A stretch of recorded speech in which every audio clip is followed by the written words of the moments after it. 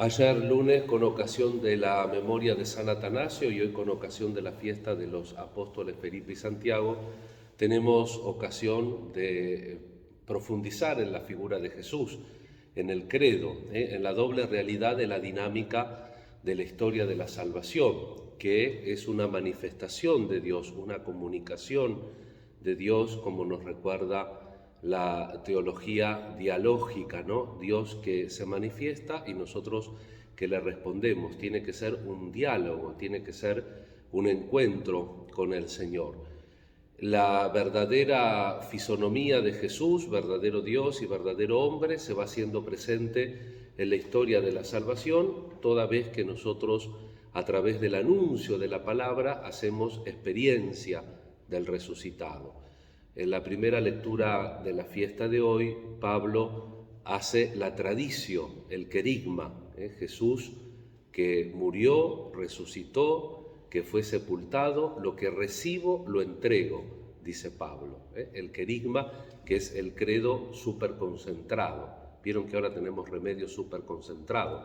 Es una grajea del credo que se entrega a la primitiva comunidad, inclusive está también en la liturgia para el bautismo de adultos, está todavía la tradición, cuando uno entrega precisamente el núcleo de la fe, que es lo que estamos celebrando, el misterio pascual. Y es lo que todos los bautizados estamos llamados a hacer, entregar lo que nosotros recibimos, la experiencia que nosotros hicimos del resucitado, también la tenemos que comunicar a los demás.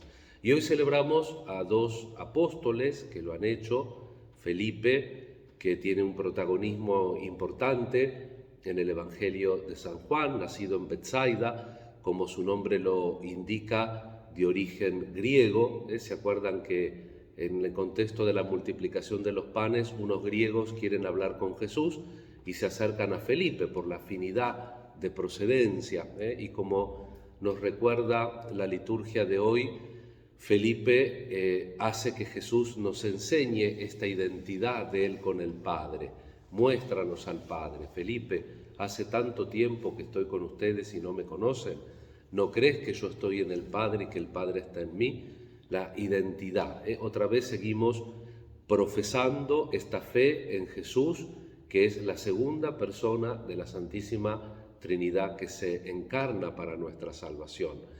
El camino, la verdad y la vida es Jesús, y también es el que nos revela al Padre. En el Evangelio de Juan, precisamente Jesús dice, les he dado a conocer tu nombre. Padre.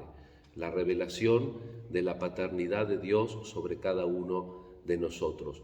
Vamos a pedir a Felipe también que nos haga experimentar la paternidad de Dios en nuestra vida, por intermedio de nuestra fe en Jesucristo, en esta tradición que nos enseña que murió y que resucitó por cada uno de nosotros para salvarnos. Felipe, dice la tradición, que predicó en Frigia.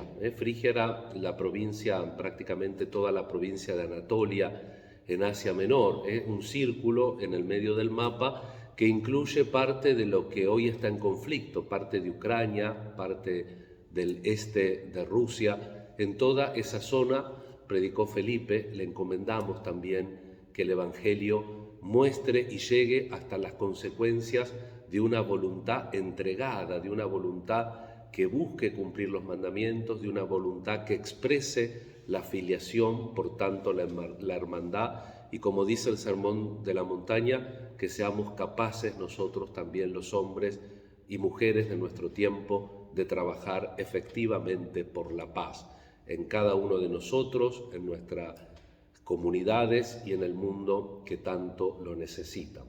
La tradición dice que murió apedreado y crucificado en la famosa ciudad antigua de Hierápolis.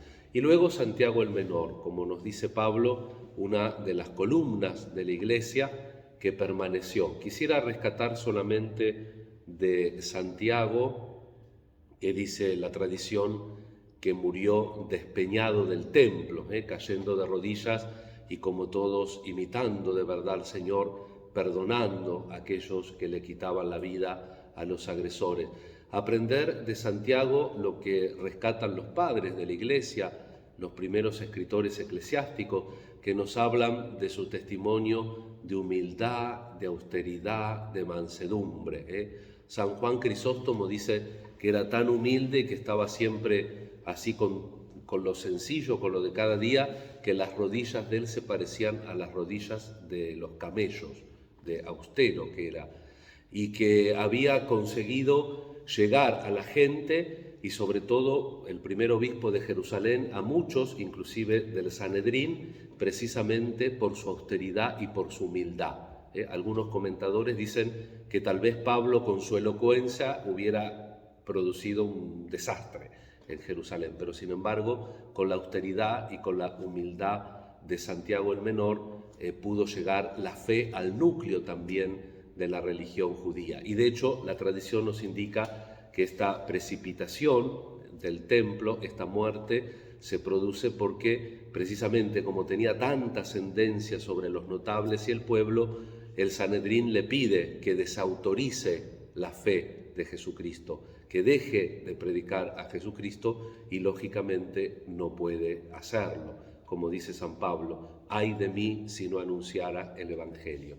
Hermanas, pidamos a estos apóstoles que también a nosotros nos den un ardor por la fe, que reconozcamos en nuestra vida la presencia del resucitado, que nos sintamos, que vivamos como hijos, como hijas de Dios y pidamos siempre el don de saber cómo llegar. A veces tendrán que ser con fuertes discursos, a veces con grandes emprendimientos y a veces con austeridad y humildad, pero llegar al hermano para anunciarle también esa tradición.